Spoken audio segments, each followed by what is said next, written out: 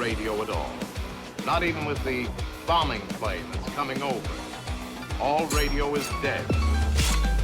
It's alive. It's alive. It's alive. It's alive. It's alive.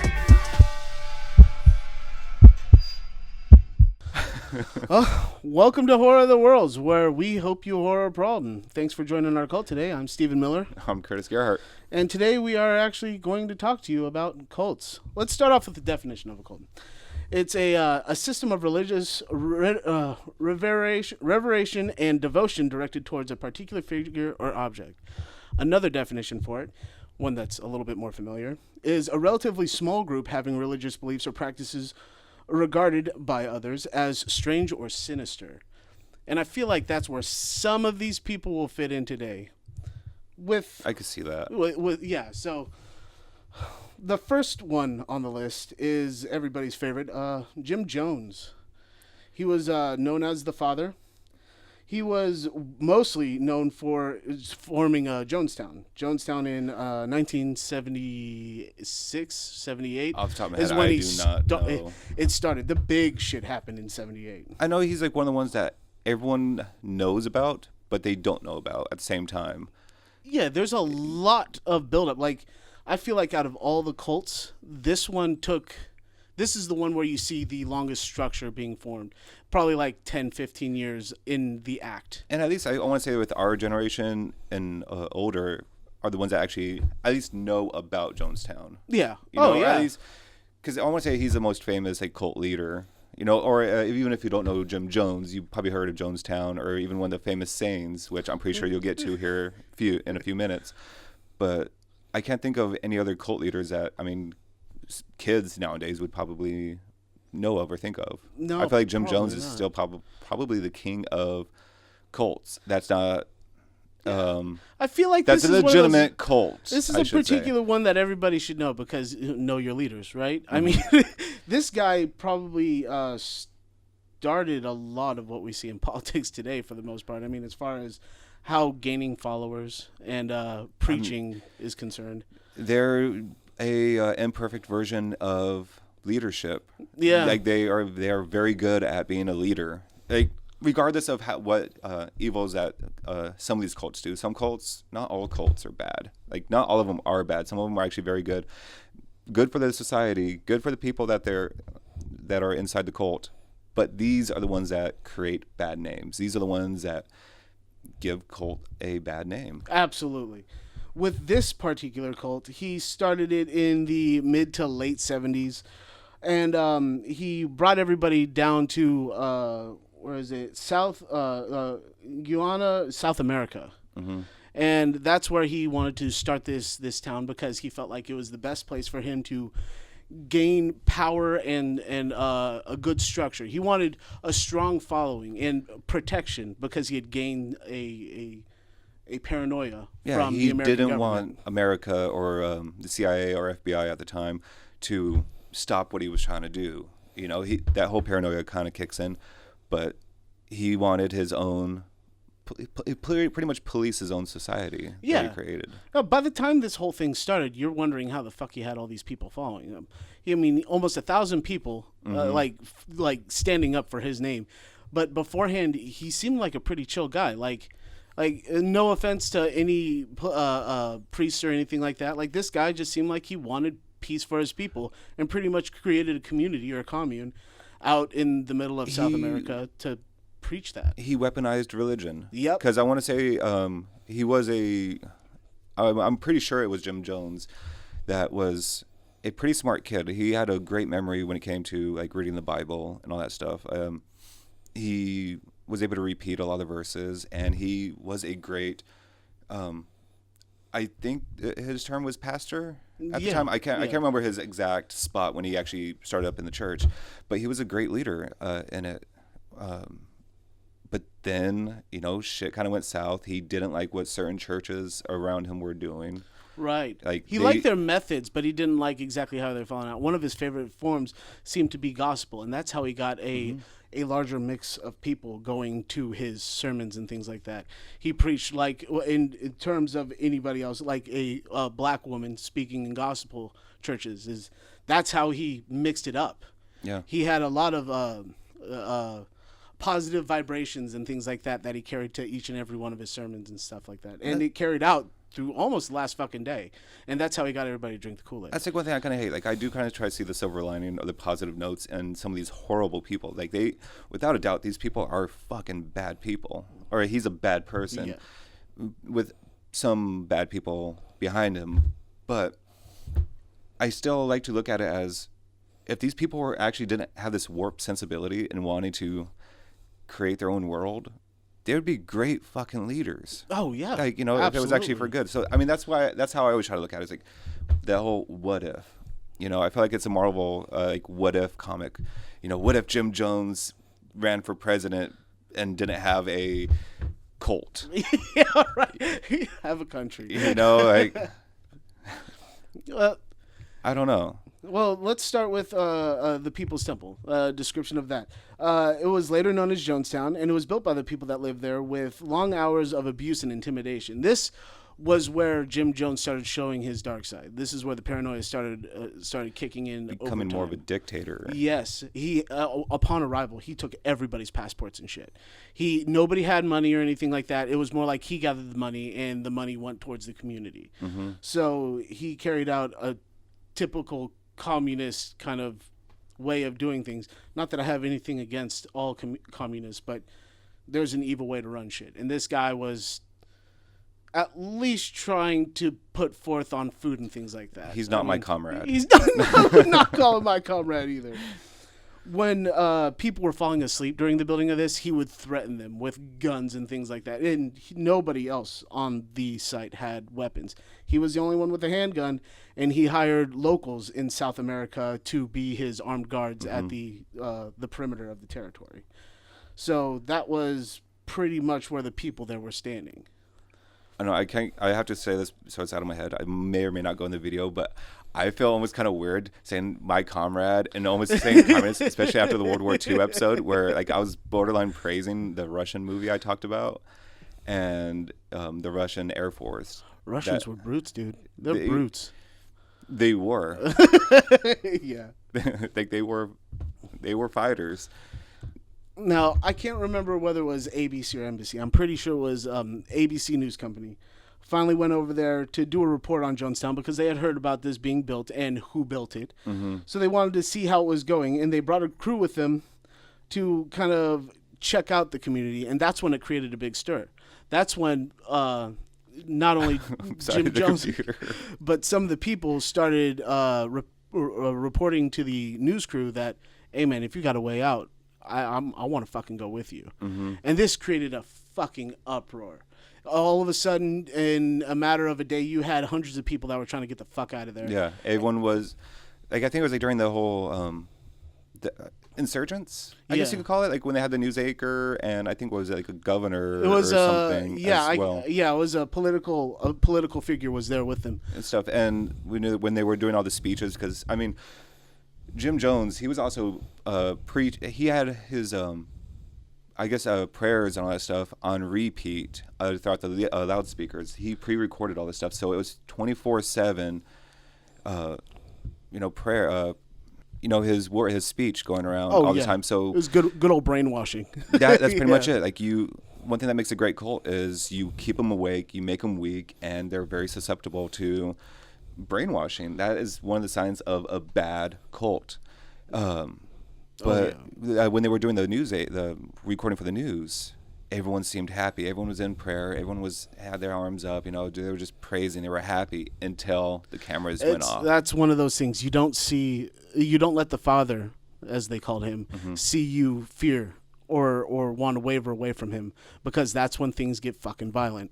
And during this visitation, the political leader that was there ended up getting threatened with a knife, and instead of him getting stabbed, the person that was wielding the knife ended up dying on the spot. And when he went back to the I believe it was a helicopter to get him out of there, he's like, we're going to get a plane to get all you guys out of here. And he was covered in blood, but it was the guy's blood that was trying to do the attempt against him. A guy that was clearly hired by Jim Jones to take this motherfucker out, because as soon as he got wind, he tried to take this shit down. It was pretty much Jim Jones had a double agent. Yes. Like I don't really recall if he was working. I don't know if he was really working for Jim Jones or if he was just A devotee, part of the yeah. devotee. Yeah, that seems to be how it was. After that, things got hairy quick. Like, the planes arrive, people start loading up, and his hired South American comrades that were protecting the border went over there and just shot the shit up. Took out everyone, the pilot and everything. And there were only, I think, like 3 or 4 survivors during that whole incident because they ran out in the bushes, they ran out in the jungle, and some of them played dead and hid under dead bodies. Yeah. Just so they could survive because they were going around popping shots off at anybody else that survived. Yeah, it was about 100 ended up surviving out of that whole community of people. Beforehand, the long time, I want to say it was like 10 years of this brainwashing sequence, he would practice what was called a white knight ritual. And during this white knight exercise, they would practice drinking poison and killing themselves with him in what was known as a revolutionary suicide. And he wouldn't sit there and poison it every time or anything like that. It was more like, let's all take our lives together because we are one in this kind of thing. And that's how he presented it. Well, unfortunately, the last one was the real one, and it resulted in about 910 people dying. 300 of those were children. By children, we mean anybody under the age of 17. So it was a huge hit. I mean, like, he knocked out everybody. And people that survived that, there were still like 13 more that when they got back home, they fucking killed themselves. because of all the horrors that they had. Absolutely. They were brought up in. There were kids that didn't know a life outside of Jonestown because of how long this society lasted. I don't know if you wrote down the, and I don't remember the ingredients off the top of my head of the Kool-Aid. Oh yeah, it wasn't exactly Kool-Aid. It was actually Flavor Aid. But if you watch any of the documentaries, they actually show that they bought like American products, and one of them was Kool-Aid. So that's hearsay. But it was laced with cyanide. It was cyanide, volume, and I think like 2 or 3 different other drugs and chemicals. Mama's night juice, and that is definitely not a painless way to go. And whatever they used for the injection afterwards, so anybody that refused to take that Kool-Aid was either injected or shot on site. Yeah. So the lifespan of people getting out of there was pretty low. So that's the whole saying, don't drink the Kool-Aid, or any of those derivatives of that statement came from. It was from Jim Jones, his Jonestown. It took almost 1,000 people to die so you could get that stupid saying. So many people. And all this went down on November 18th of 1978. That still known as one of the largest suicides known in history. Like they were a suicide cult. So not all cults are suicide cults. Right. But it wasn't supposed to be... It feels like it wasn't supposed to be a suicide cult. It felt like they were definitely misled into the whole thing, and that's why so many people still ended up drinking it and dying. Several people didn't trust him, and those are the ones that still got to live today. One of the survivors, I think, was one of his sons. I can't remember whether it was actually biologically adopted or one of the I announce you as my son kind of thing. It's quite possible that it could have been his son because he was one of many cult leaders that was very prolific in his lovemaking. Yeah, where a hole was a hole. Yeah. This dude got around. But so I mean, there's a good chance that I know that sounds kind of fucked up and mean, but it is fucked up and mean. It is fucked up and mean.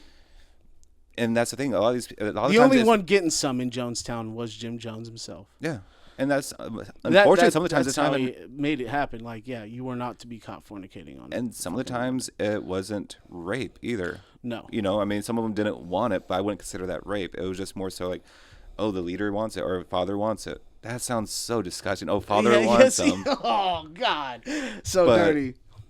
You know, unfortunately, that's how some of these leaders work. Yeah.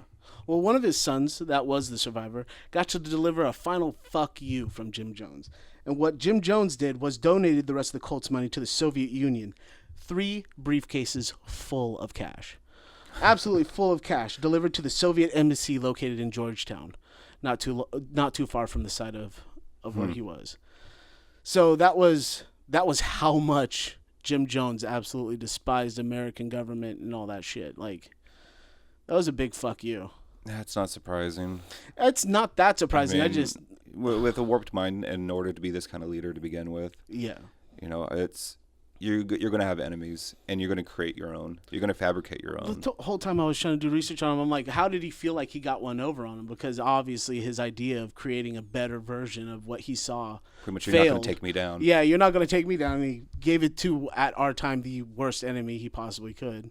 So, kudos to that douchebag. But that resulted in a movie getting made about him. Many movies. I was going to say, like, there's many movies and documentaries based off of Jim Jones and his cult itself.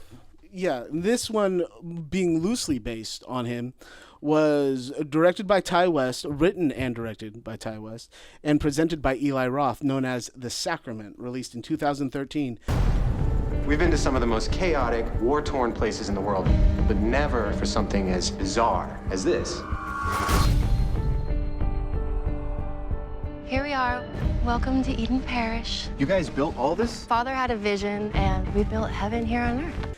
And this was, in comparison to the destruction that Jim Jones had, nowhere near. But it still gave you a pretty good idea on the fear that was seen through the eyes of the people on the Jonestown property. The father in this one was played by Gene Jones. That's his actual fucking name. He was actually Sweet Dave in The Hateful Eight. That was another role that he might be well known as playing. All right. And this movie was about 2 journalists set out to document their friend's journey to reunite his estranged sister.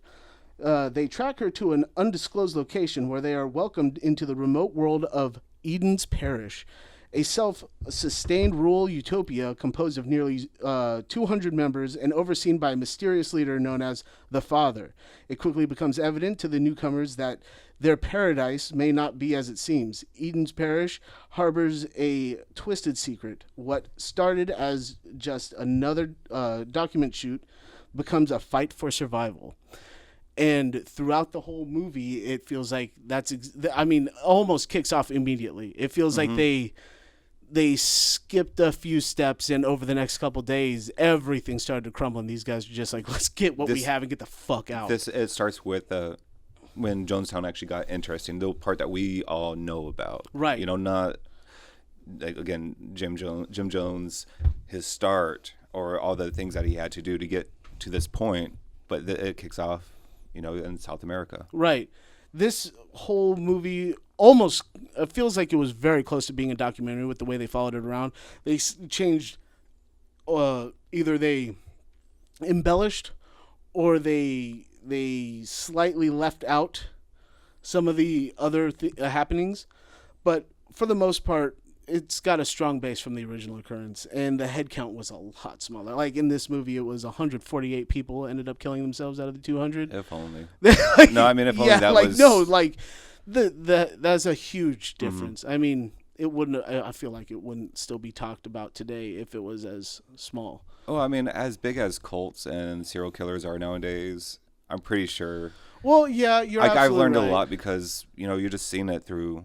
You know, you have TV channels that are nothing about, like, it's nothing but, you know, how to get away with murder. Yeah, you know, right. 48 hours later, wherever the name of the shows are. The whole documentaries on, like, the Night Stalker and shit like that. You know, of course, Jim Jones would get talked about eventually. Maybe, you know, this is what's helping prevent some of these cults or serial killers nowadays, because we are at a pretty big low.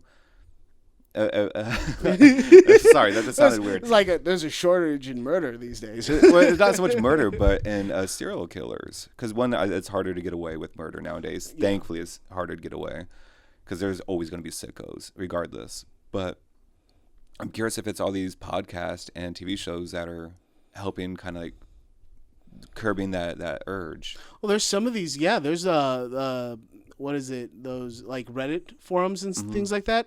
They're actually helping solve a lot of things. I can't remember what the documentary was called, but it was don't touch the fucking cats.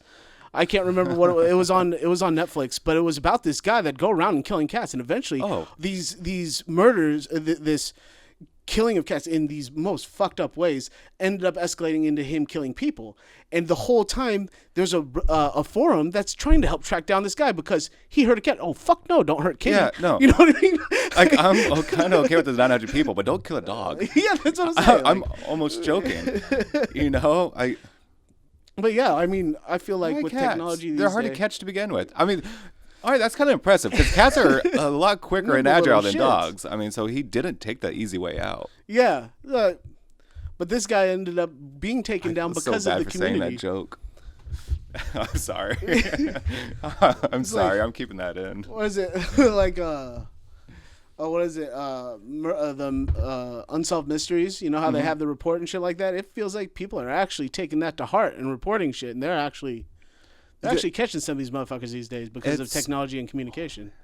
I wish I could remember what actually started it too, but it was, because it was harder. It was easier to get away with killing mass people like cults or, even serial killers, and that's what that show was. America's Top 10. Like all that stuff, and they did help out. Because sometimes it was almost a hurting the killer's ego. Like, what? I'm not number one. Right. And they go out and they go make a mistake. It works sometimes. Or you have people like BTK that's just a fucking moron. You know? That asshole gave himself his own name. You don't even want to call him BTK. That was a little bitch. It's whatever. I mean, he didn't get what he deserved. But there are other people that did, though. I mean, that the 80s was the time for killers to get fucking crazy, and it's because we still couldn't do a proper fingerprint. It's still hard to get DNA tests done and shit like that, but back then it was fucking impossible. So yeah, we had a fingerprint on a crime scene, but what the fuck does it mean? Like you couldn't always tie it back to the criminal back then. So, and sometimes it took them forever to get that an inconclusive fingerprint back or like a scan back or something like that. But when you're in something like a cult, it's almost like you're signing your life away. It's like, no. Many they're of them almost signing contracts saying, no, whatever happens at this commune, I approve of, before you even know what the fuck's going to go down there.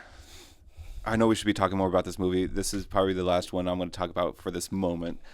But I was just listening to one where this guy was into BDSM, and he would go around, and when he was about to kill these women, he would have them sign their signature on the bottom of 40 pages of blank paper and stuff. So after he killed them, he would actually start typing up messages and all that stuff and sending them around to make it seem like they're still alive. So he got away with it, and I think he was doing this shit back in the fucking 80s until recently. And by recently, I mean I think the 2010s. He went from these letters to doing this on the internet. That's wild. Holy Again, shit. one of those guys. He was a fucking genius to a point, but he Like was doing evil it. Genius. Right. That's the thing. He was a quick learner. All right, whatever. That's what the best part is about some of these cult leaders is they're not fucking idiots. I mean, a lot of them aren't. They're very charismatic. They are very smart. They know what you want. They know how to get what they want, and they, for the most part, are pretty good at eluding the authorities. Yeah. So that's what Jim Jones did for a vast majority of the time, and that's probably what made him so prolific in the I want to say horror genre, but there's not as many movies. I feel like there's a lot of cult movies, and it's hard to say that he inspired them, but he is kind of like the granddaddy of all cult leaders, man. I mean, a lot of those movies. This movie was kind of a showing of it, and it still only slightly touched upon what he did. And it's still, when you're watching it, you feel it's like playing Dead by Daylight. You're sitting there, you feel like you're getting chased by the killer, and all you want to do is fucking escape. You're rooting. One of the few horror movies where you're rooting for the good guy. You know what I mean? Like, I'm all about Jason. I'm like, go get him, dude. Like, but in this one, I'm like, no, that asshole needs to serve. But in this movie, spoiler alert, motherfucker kills himself. That's how it happens. I guess don't watch the movie now. I mean, I feel like with the next one, it most definitely ended up different. With everybody's favorite, Charles Mills Manson, born November 12th, 1934, died November 19th, 2017. good. He had a birthday before he died. Yeah, just before he died. He ended up dying of colon cancer. He didn't even get fucked up in prison.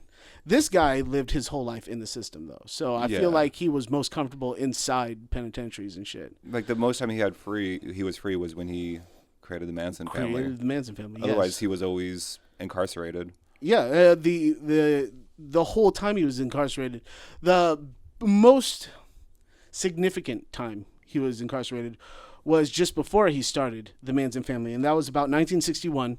So it's important to know that throughout the whole Summer of Love, which was the decade of the 60s, this guy was incarcerated the whole time. It's like he missed the fucking memo, right? So during his incarceration in 1961, he studied things like Scientology, and he was a big fan of that kind of stuff.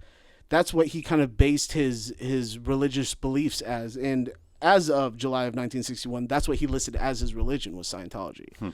So when he did his preaching in 67, which is when he founded the Manson family, that's the way he'd talk. That's the basis that a spiritual, while dropping LSD, whispering sweet, sweet nothingness in the ladies' ears. Like, I'm kind of curious. Like, I wonder if he's the one that created the Manson family, or if it was his followers, or if it was newspaper. It was so from what I understand, the newspaper called it a family, and he's like, "Yeah, I like that, man." Right. And then that's how he got it to stick. But I think before that, it didn't really have a name. Like, it was just together. Like, you know, they almost that free love, just kind of a bunch of fucking beatniks. Yeah, and in comparison to the last cult, this cult was significantly smaller. Like, they all fit into a Volkswagen microbus. And that's how the whole cult became movable. Like, they all became mobile by this, and that's when things started getting hairy. 1967, Manson founded the family, communal religious cult that studied the teachings of Charles Manson himself, drawn from science fiction, the occult, and fringe psychology.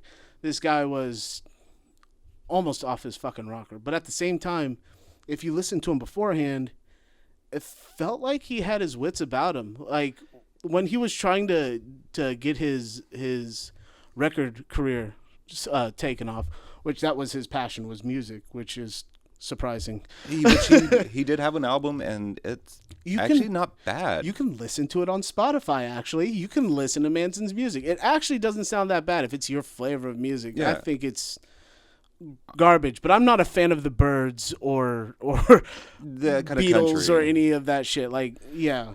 It's definitely not for everyone, but it's, as a whole, like, it's really not that bad. His voice isn't that bad. His playing's not. No. He is a very good musician. But that's just the thing. He had his ego very hurt. Charles's obsession with becoming a rock star ended up taking a downfall when Terry Melcher, who was the guy that signed not the Beatles, but the Beach Boys, which was one of his favorites, pretty much gave him a fuck you, right? And that man, we're just not looking for your sound right now, ended up being the final straw for Manson. And Manson, with this rejection, ended up getting an address. And with that address came Sharon Tate and the Sharon Tate murders. This was a property that he used to own, which is why Manson went to that fucking home. And I think he lived on the back half or some shit like that. He wasn't directly tied to the property or anything like that.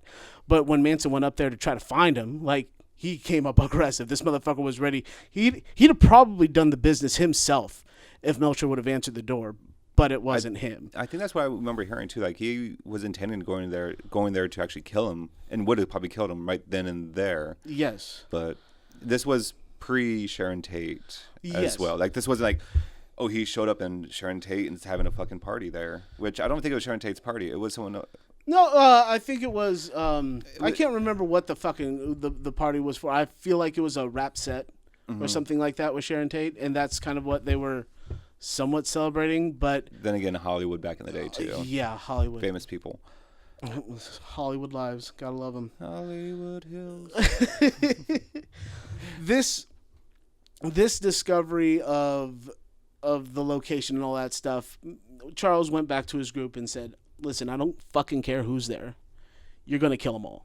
And that's pretty much what happened with the Sharon Tate murders. By the end of this whole ordeal, I can't remember. I want to say it was like 5 people ended up being brutally murdered. And I mean, all these 3 or 4 people that went in there and did these murderings, it was clearly their first times doing it.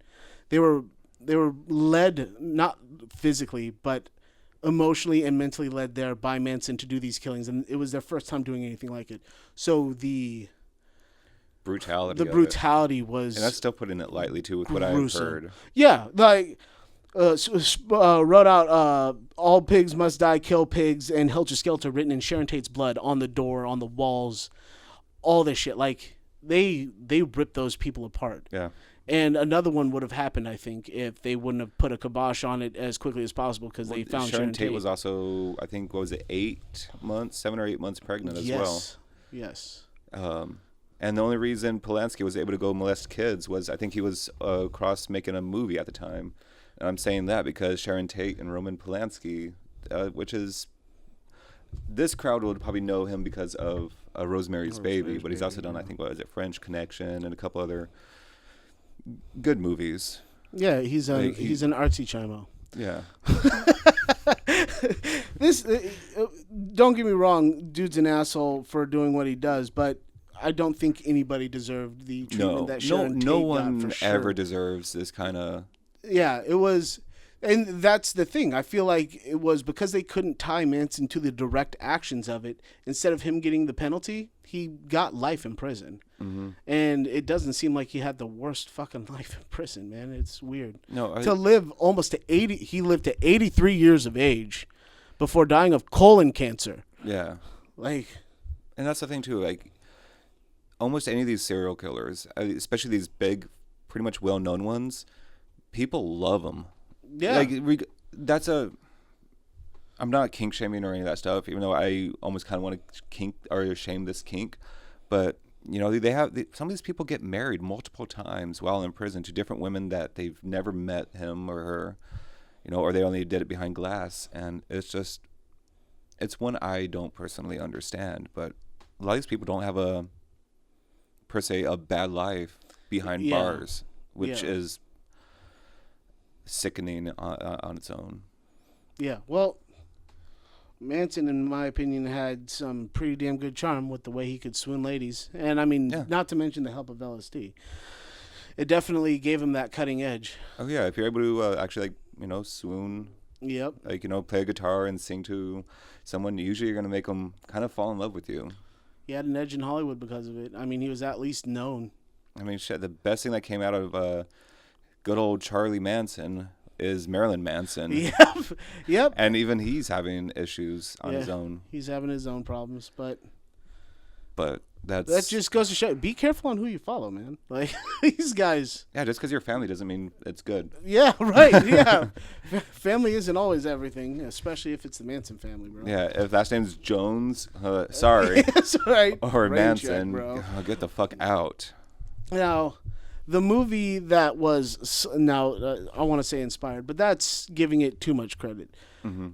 One of the movies that came along from these occurrences was The Strangers in 2008. I didn't care more than words can say.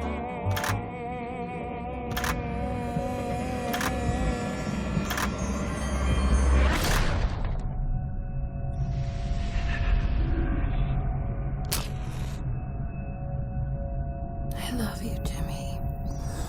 You're my girl. There were elements taken from the Manson murders that were put into this movie that you could almost sit there and play by play the Sharon Tate murder from. But mostly what this was Bryan Bertino, who wrote and directed this. When he was growing up, there were a lot of breaking and enterings and things like that in his neighborhood. And that's what inspired this whole movie. But he definitely took little elements from there, from the Sharon Tate murders, and put them into this movie that gave it kind of almost like a familiar feeling to the rest of Hollywood. And one of those things was when they were in the house, to give signs that people were in the house, in lipstick, red lipstick, of course, they wrote hello in lipstick on the walls and killer on the sliding glass door because, you know, shit went down this movie so fucking fast. I mean, it felt like my problem with the movie was the dialogue was very low. It was very quiet. So if you can't make it past the first 30 minutes, you are going to fall asleep. It's also one of those movies, too, where it has to be in the movie theater because Yes. you're going to do it at home. You're going to have the volume way You're up gonna too have high so you can is actually too hear low them. or too high. So when the action kicks off, you're going to be deaf. Yeah. You're going to That's why I blow say some fucking stuff up. Sometimes theaters are where it's at for a lot of these movies. Right. The synopsis behind this one. James Holt and Kristen McKay visit an isolated vacation home to enjoy some time together. However, they are in for a rude surprise when three masked assailants make their stay a nightmare. That's kind of putting it lightly. I wouldn't say that the whole stay at the home was peaceful because it seemed like he proposed. She definitely rejected his ass. So it was already off to a rocky start with this peaceful stay in this home, right? But, these violent acts only brought them closer together. But, yeah, this movie, in my opinion, I don't know. I can see why people would call it a cult classic. It brought back some early home invasion vibes. It had a good lurking vibe to it, but it was so realistic that it almost it was a slow burn. It was too slow of a burn to keep me fucking engaged. That's the whole one of the things too. time. This came out during the huge boom in the aughts and the early 2010s, where home invasion films were popping off like a motherfucker. Yeah. You know, even with The Purge or Knock Knock, you know, even Disturbia, you know, you had those kind of movies where, you know, where do you feel the most safe? You know, in your own home. You know, so we're going to take it there. For me, it wasn't about the home invasion ones. It was more about the touring ones. You know what I mean? Like Hostel. That shit stuck with me a little hard. Like, yeah, be afraid to go to Europe. You know what I mean? Like, they don't want you in Eastern Berlin, bro. That's the thing. That I want to say that probably helped deter a lot of stupid Americans to go over there. Yeah. Thankfully, you know. Keep the dumb ones over here, I guess. Shit. But there are jokes there. I'm not going to say them right now.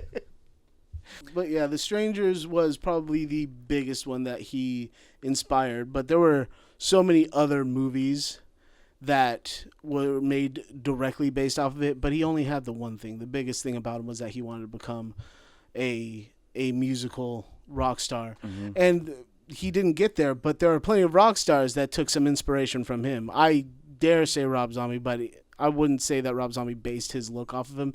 There were just some creepy factors, like some imagery off of him. Slight imagery, but you could also pull that from everywhere else. But Marilyn Manson is definitely a big one. And I want to say that it might have been charisma that drew him into it because, I mean, I wouldn't think that he'd be a fool to fall for that bullshit. But I do think that he made that mark. He was like, no, that guy, he did have something about him. You know what I mean? It's also kind of going off the topic again on music. I know I brought up Marilyn Manson just a moment ago, but I also want to say this movie was also influenced off of a French film, which if you watch our French episode, we talk about it for a short minute. I want to say it was called Them. Mm-hmm. I'm almost positive it was called Them. So it was pretty much the same story where you had these kids kind of trying to do a house invasion from someone that just moved in, you know, almost like this. They didn't really just move in, if I'm not mistaken. Oh, yeah. They were kind of freshly moved in, but it wasn't brand new to them, yeah. But then you had these kids that were masked up, and pretty much the whole moral of the story is the same thing as The Strangers. And when it actually happened, they were just the kids, when the kids were asked, "Why'd you do this?" And like, they wouldn't play with us. Yeah. You know, I mean, there's, oh man, I can't remember the line, because the line from The Strangers is the Strangers line. Oh yeah. Oh, like The Stranger even has, that's like in all their fucking movies, even the one that just recently came out, The Strangers Chapter 1, is Tamra there. Tamra here? If I'm not mistaken. Yeah. You know, so I mean, it's kind of one of those nice, kind of creepy, Right. nice, simple little lines. It's like, They were looking for somebody else, but they found you instead. Fuck it, we'll play with these guys. I'm kind of curious because I've only seen The Strangers and Strangers Chapter 1. I think there's other 2 or 3 movies. Yeah, I want to say there's 1 or 2 more after that. One's just coming out. Yeah, and there's Chapter 2 and 3 coming out. But I'm curious if they ever said, "Oh yeah, Tamara's in back. She'll get to you in a moment." Yeah, right. I'm Throw curious for a loop a little bit, right? I'm curious if that would change the whole like story a little bit. Like, oh, okay, bye. You know, like on to the next house. Right. But yeah, I feel like it's pretty easy to see how you have an influence when you're a cult leader in the horror genre, especially when we're talking about the music genre, and when those two worlds collide, it's easy to get a cult-like following. And you have bands like Slipknot call their followers the Maggots. I wouldn't say that that's like a cult, but I mean, well, It's a how about cult. Insane Clown Posse with their Juggalos and things like that? Like, we could draw a line there. I don't have a problem with them. I'm saying that I'm just kind of curious on how magnets work. fuck. I'm not touching them, unfortunately. And then there's Ghost. Ghost feels like they are gaining that. They are definitely satanic in their word and stuff like that, but they're not by any means diabolical. No, like it's a lot like. So a lot of people, when they hear heavy metal, you know, I'm going off a little bit of a tangent, I guess. They think that it's evil music and stuff. Like, it's not really evil. Yeah, some of the dialogue could be evil and satanic at times, or diabolical, or even talk about Satan. It's not about Satan itself, really. Sometimes they're just talking about a story, Right. You know, and it's not there so much praising. It's just an act. You know, you have so many people that are in these goth bands or these, you know, like these crazy looking bands, and they're nice guys. Some of them are fucking Christians, Right. You know. Oh yeah, absolutely. Like Slayer, the only person in that band that's satanic is Terry King. The rest of them are pretty fucking Christian. They just are all about the imagery. They perform it well, very well. But it takes one asshole in a crowd to misinterpret a song and make things go haywire, and that's pretty much what Manson did with Helter Skelter. Yeah. You know, that's kind of like another one of those things that the Beatles loosely influenced Charles Manson, because Charles Manson thought the Beatles wrote a song about a slide for him. Yeah. You know, so I mean, it's amazing things happen when you're hopped up on LSD. Yeah. You know, very influential itself, and sometimes Don't do drugs, or at least do them wisely. do drugs safely. Yeah. You know, don't harm. Consistency is not key. Take a break. No, you don't agree with that one? Yeah. I you know, my take on drugs is the same way it is on cults. You know, they could be great, you know, as long as you're not hurting others. As long as you're only hurting yourself and you're not bringing other people down with you or inflicting harm without consent, fucking go for it. You know, if you need someone to kind of help be there for you, rather be it substance, you know, or a podcast or a movie or a band or, you know, a church, any form of religion, you know, like I just draw the line on, you know, if you're doing harm willingly or unwillingly towards other people, you know, like that's a no-go. Fucking get help. Yeah. I mean, help is out there. There are other ways around it, you know? I mean, Yeah. But yeah, these kind of sorry to put on a sad note a little bit right now. Kind of. It's true, I mean, though. Who knows? This could be that one episode that someone watches, like, where they're tightening a noose. You know? Right. And it's like, who knows? I don't know. Well, either way, don't follow cults. Don't do it. There's nothing good from it. There's another joke there. Don't. I'm being drink nice. the Kool-Aid. It's being nice. I am being very Fuck nice. that shit. I am not being. Oh, I almost said the P word.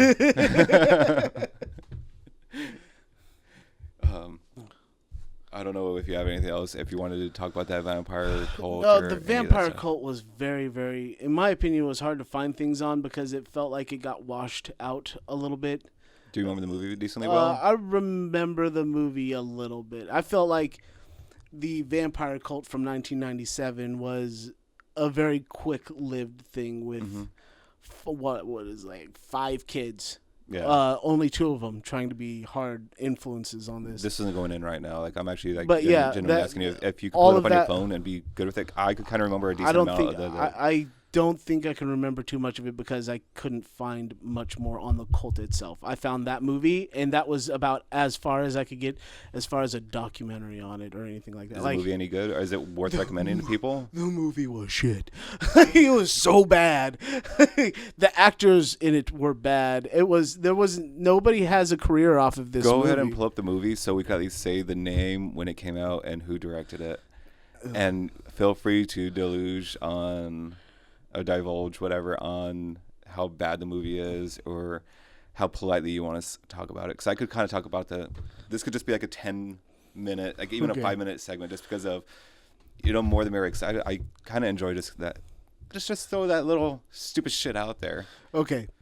Vampire Clan, based on a true story of the murder of a girl's parents in Eustis, Florida. 5 teens in a vampire cult on the run are captured by police in New Orleans. And this movie... That actually talks about the cult itself. That's a whole story. Like, so this is the vampire, what is it? The Floridian vampire cult that I think took place predominantly in Kentucky, if I'm not mistaken. Kentucky is where it started, and they moved it to Florida to pick up one of their members, and then they got caught in Louisiana. Oh, it's like that's something like. It was like that little triangle. So this is like where the things like when it comes to. It was, by the way, that movie was released in 2002, and the happenings of this cult happened in 97. Yeah, so It was it's a fairly that quick, recent. yeah.